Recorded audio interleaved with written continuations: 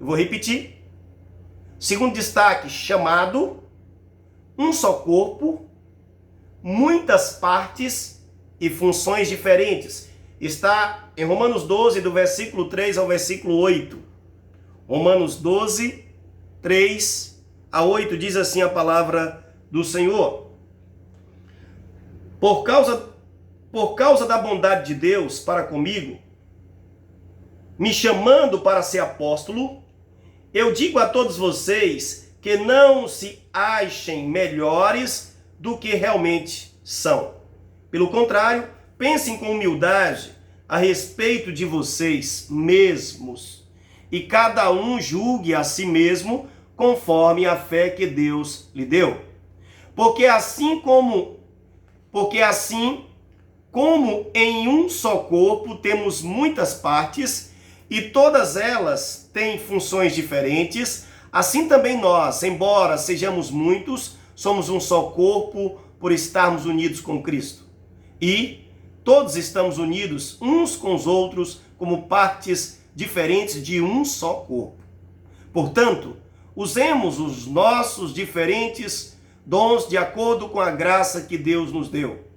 Se o dom que recebemos é o de anunciar a mensagem de Deus, façamos isso de acordo com a fé que temos. Se é o dom de servir, então devemos servir. Se é o dom de ensinar, então ensinemos. Se é o dom de animar os outros, então animemos. Quem reparte com os outros o que tem, que faça isso com generosidade. Quem tem autoridade, que use a autoridade com todo cuidado. Quem ajuda os outros, que ajude com alegria. Palavra do Senhor. Chamado, um só corpo, muitas partes e funções diferentes. Aqui o apóstolo Paulo, ele começa a falar primeiro do chamado. Ele diz, olha, eu fui chamado pelo Senhor para o apostolado. Ele dá testemunho à igreja em Roma quando ele escreve e sinaliza na escrita assim. Ele justifica o seu ensino, a sua carta, dizendo, olha, eu fui chamado. Mas o que me chama a atenção, ele diz que é por causa da bondade de Deus para com ele. Ele diz, eu sou apóstolo, eu sou enviado, eu sou missionário de Deus, por causa da bondade de Deus. Ou seja, não há bondade em mim, não há um mérito em mim, foi a bondade de Deus. E ele fala, olha, quando vocês forem falar de si, como servo de Deus, como ministro de Deus, fale com humildade. Olhe para vocês, tenha humildade. Cada um julgue a si mesmo. Em outras palavras, não queira ser melhor do que o outro. E aí ele vai chamar a atenção que nós somos. Aí vem, eu falei chamado, Paulo fala sobre esse chamado que precisa ser exercido, com humildade, entendendo quem nos chama é Deus em Cristo. Você está aqui hoje porque Deus te chamou. E eu quero dizer mais, eu vou dizer o seguinte, como diz a palavra do Antigo Testamento, Deus te chamou desde o ventre da tua mãe. E quando você disse sim, ele materializou, ele se revelou a você, você entendeu que deveria dizer sim para Jesus. E então você entra em conexão com Deus nessa chamada, mas Deus te conhecia já antes mesmo de você ser formado, o seu corpo ainda sendo gestado, sendo formado no útero materno. E Deus, ele já sabia quem você viria a ser. Ele não desistiu de você. Ele investiu em você para que você seja uma bênção na vida de muitas pessoas. Esse é o chamado. Entenda que esse chamado é de Deus, é bondade de Deus, não é nossa. Então tenhamos humildade. Mas diz mais também, um só corpo. Aí vem muitas partes e funções diferentes. Nós temos dons que Deus nos deu. Tem gente que tem um dom, tem gente que tem mais de um dom, e Deus concede pelo seu Espírito Santo conforme a sua vontade, o seu consentimento, a sua soberania. O objetivo é edificar o corpo, o objetivo é nos usar para resgatar vidas. E é importante entender que todos esses membros, todos nós fazemos parte do corpo, de um só corpo, a igreja de Cristo, a igreja visível. A cabeça desse corpo, como Paulo diz em Corinto, é Cristo. E aí ele vai falar de muitas partes e funções diferentes. Ele destaca aqui alguns dons preciosos e eu quero destacar para você também. Ele diz o seguinte, que Existe. Se você recebeu o dom de anunciar a palavra, se você foi chamado para esse ministério, que você faça com todo zelo, com toda dedicação, com todo amor. Ele diz mais, se você então recebe um chamado, o dom de servir, a diaconia ou diáconos, que você sirva com todo o teu coração, que você faça com excelência. Devemos então servir, se esse é o dom. Se Deus te deu o dom de ensinar e colocou no teu coração, esse é o teu ministério, é o teu chamado. Você deve desenvolver esse serviço a mim. Você vai ensinar os seus irmãos, você vai ensinar aqueles que ainda não me conhecem. Então, você vai ensinar. E ensinar com excelência. Você vai buscar cada vez mais excelência e vai dedicar com excelência a sua vida a Deus no ensino. Se o dom que Deus te deu é animar, é exortar, de repente você encontra um irmão, uma irmã que está desanimado. Ah, meu irmão, essa pandemia, eu queria tanto estar junto ali no nosso espaço de culto. Eu também, eu creio que você também. Mas de repente encontra alguém que está desanimado, seu irmão, minha irmã, isso está além de nós, em breve voltaremos. É a nossa esperança, é a nossa fé, e nós colocamos as nossas vidas nas mãos de Deus. Jesus é o nosso Salvador, o Espírito Santo é o nosso Consolador, é aquele que nos dá força, é aquele que revela a vontade de Deus para nós. Não devemos parar no caminho, ser fiel até a morte e dar-te-ei a coroa da vida. Nós somos chamados para um só corpo, e cada um faz parte desse corpo, são muitas partes, ninguém é igual. Deus distribuiu dons pelo seu Espírito, e aí ele diz mais, quem reparte, que faça isso com generosidade, que tenha um coração aberto. Quem preside, quem recebeu o dom de administrar o governo, que faça isso com todo zelo e com muito cuidado. E quem ajuda os outros, que faça com alegria. Perceba que aqui está justamente o que a segundo destaque traz para nós. Chamado, um só corpo, muitas partes e funções diferentes. Deus nos deu dons, e os dons, o que são os dons, pastor? Os dons são ferramentas liberadas pelo Espírito Santo para a igreja, para serem usadas. Eu vou dar um exemplo prático. Você pode ter uma caixa de ferramenta em casa completa, todo tipo de ferramenta que um ser humano pode imaginar. Quem sabe então um quarto gigante com vários tipos de ferramenta. Mas se você não souber usar cada uma delas, de que adianta você ter as ferramentas? Os dons não é para a vaidade dos irmãos e irmãs, ou a vaidade da igreja, para se aparecer, não. Os dons é para edificar o corpo de Cristo, é para que possamos usar no cumprimento da missão, é ferramenta. Isso foi liberado por Deus, pelo Espírito Santo, para capacitar a igreja, para então dar à igreja ferramentas no cumprimento da missão. O terceiro destaque que eu quero deixar, e eu chamo a atenção, sobre a verdadeira adoração. Adoração significa o amor e a nova vida no serviço de Deus. Não há como adorar a Deus se a gente não amar o Senhor.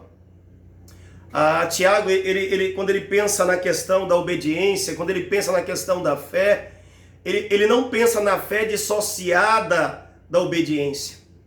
Ele diz, olha, se você diz que tem fé, então me mostre as tuas obras. Ou seja, a tua obediência, o teu compromisso. Porque se você diz que tem fé e não tem compromisso com Deus, ou não tem obediência, ou não está disposto a renunciar às velhas práticas, Tiago diz que essa fé é morta. A fé viva é a fé em ação, ou seja, conectada com Deus, através de Jesus Cristo, pela ação do Espírito Santo, por meio da palavra pregada, revelada a nós. Ou seja, é uma fé que nos leva de fato a entender de que o nosso resgate é fruto do amor de Deus. E que a nossa relação com Deus é fruto do amor e é alimentada pelo amor. E esse amor deve ser compartilhado com outras pessoas. A minha aproximação do meu vizinho para com o meu vizinho, os meus parentes, os meus amigos, falando de Jesus, anunciando o Evangelho, anunciando o plano de salvação, ele é alimentado pelo amor. A caminhada com Cristo só faz sentido, a adoração a Deus só faz sentido com amor. Senão tudo passa a ser um peso. A reunir em um lugar para estudar a palavra vira um peso. A gente fazer um movimento para ajudar os necessitados se torna um peso. A gente se reunir para fazer uma vigília vira um peso. A gente então, como igreja do Senhor, contribuir para a obra missionária se torna um peso. Quando falta amor, sobra murmuração. Quando falta amor, falta adoração. Nós precisamos de fato entender que a adoração é resultado do amor de Deus. Porque o amor de Deus nos alcançou. Essa vida que se revela na vida, no dia a dia, e que vem da vida que é Jesus, que é o próprio Deus. O amor e a nova vida no serviço de Deus, versículos 9 a 13, eu vou ler, diz assim, que o amor de vocês não seja fingido. Odeiem, ele diz assim, odeiem o mal e sigam o que é bom, versículo 10. Amem uns aos outros com o amor de irmãos em Cristo e se esforcem para tratar uns aos outros com respeito. Trabalhem com entusiasmo e não sejam preguiçosos. Sirvam o Senhor com o coração cheio de fervor. Que a esperança que vocês têm os mantenha alegres. Aguentem com paciência os sofrimentos e orem sempre. Repartam com os irmãos necessitados o que vocês têm e recebam os estrangeiros nas suas casas. A palavra diz que o mundo vai crer que Cristo nos enviou se amarmos uns aos outros. Há uma grande diferença do cristão e daquele apenas que crê, do crente apenas meramente. O cristão, ele imita Cristo, ele é um discípulo, ele é um do caminho, porque os discípulos foram chamados, na primeira hora, os do caminho, aqueles que caminhavam, que seguiam a Cristo. Mas o crente, ele apenas crê em alguma coisa.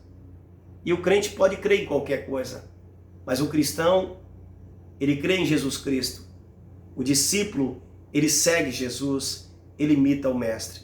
Nós somos chamados não para sermos frequentantes de cultos religiosos. Nós somos chamados não para sermos adoradores de um mero ritual, de um momento apenas. Nós somos chamados para viver a adoração. Porque adoração é vida, porque adoração é encontro com Deus, porque adoração é libertação, porque adoração é, de fato, transformação, mudança. Adoração é Deus presente em nós, é Deus que pulsa em nós, é Deus caminhando conosco. Adoração é gratidão, adoração é evangelho pulsando dentro do nosso ser. Adoração é obediência, adoração é gratidão, adoração é perseverança, adoração, de fato, é comunhão com Deus. Portanto, quer comais, quer bebais, como diz o apóstolo Paulo, quer façais qualquer coisa, fazei tudo para a glória de Deus. Adoração está conosco em todo o tempo, em todo lugar. Adoração não é um conceito, adoração é vida. É a vida na vida. Isso é adoração. E Deus te chamou em Cristo para que você seja um adorador. Adoração como estilo de vida. Essa é a verdadeira adoração. E foi isso que Jesus falou à mulher samaritana, quando ele encontrou aquela mulher, e ele disse, olha, vem a hora e já chegou. E ele conversando, ele disse, adoração não é no Monte Gerizim, em Samaria. Adoração não é em Jerusalém apenas como os judeus dizem. Adoração importa entender o seguinte, vem a hora e já chegou em que os verdadeiros adoradores adorarão o Pai em espírito e em verdade. Ou seja, onde estiverem 2 ou 3 reunidos em meu nome, onde você estiver, você é tabernáculo de Deus. Você é templo do Espírito Santo. Deus, por meio do seu Espírito, habita em você. Deus está em você, naquele que crê, que fez aliança, que entrega a sua vida e que diz, Senhor, eu não vivo mais para mim mesmo, como disse o apóstolo Paulo. Já não sou eu quem vivo, mas Cristo vive em mim. Que Cristo pulse em você, como o teu coração bombeia o sangue nas tuas veias e para todo o teu corpo. Que ele seja o ar que você respira a cada dia. Que ele seja, de fato, a cada dia a tua esperança. Que ele seja a cada dia o alimento que mantém a tua vida, a tua existência. A verdadeira adoração a Deus passa pela renúncia, pela entrega e pela dedicação ao serviço de Deus. A nova vida resulta da transformação da mente pela vontade de Deus. Somos chamados para adorar. Eu quero repetir isso aqui. Somos chamados para adorar com a vida ministerial, com os dons que Ele, pela sua graça, nos deu e nos dá. Se é anunciar a mensagem de Deus, faça de acordo com a sua fé. Se é servir, sirva. Se é ensinar, ensine. Se é exortar, exorte, anime. Se é repartir, faça com generosidade. Quem tem autoridade, quem preside, quem governa, use com todo cuidado. Quem ajuda os outros, ajude com alegria. Adoração verdadeira significa união com Cristo, significa comunhão com Deus, significa viver Deus. Que Ele aplique o nosso coração à sua palavra e que Ele então nos dê a graça de colher os frutos desta palavra na nossa vida diária. Nós vamos orar ao Senhor neste momento. Feche teus olhos e nós vamos orar ao Senhor. Deus eterno, nós te louvamos, Deus, porque o Senhor falou. Eu creio que tu falaste. Obrigado, Deus, porque o Senhor está entre nós. E nesta noite nós aprendemos sobre a adoração verdadeira. Nós aprendemos nesta noite, Senhor Deus, de que não existe outro lugar melhor do que a tua presença. Adoração verdadeira, a nova vida no serviço de Deus. Aprendemos, Deus, que é o Senhor quem transforma a nossa história.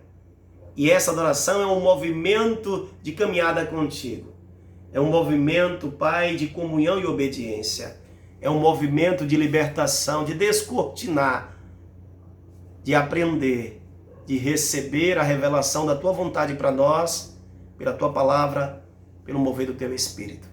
Assim aplica o nosso coração, Senhor, e nos dê a graça de colher os frutos da obediência, que possamos compartilhar com os nossos amigos, vizinhos e parentes, e dizer: Jesus é a esperança, Jesus é a salvação, Jesus é a vida, e Deus te convida para adorar, para celebrar a vida e para receber a vida eterna. Assim, Pai, nós te louvamos, te agradecemos por este maná, em nome de Jesus. Amém. Glória a Deus.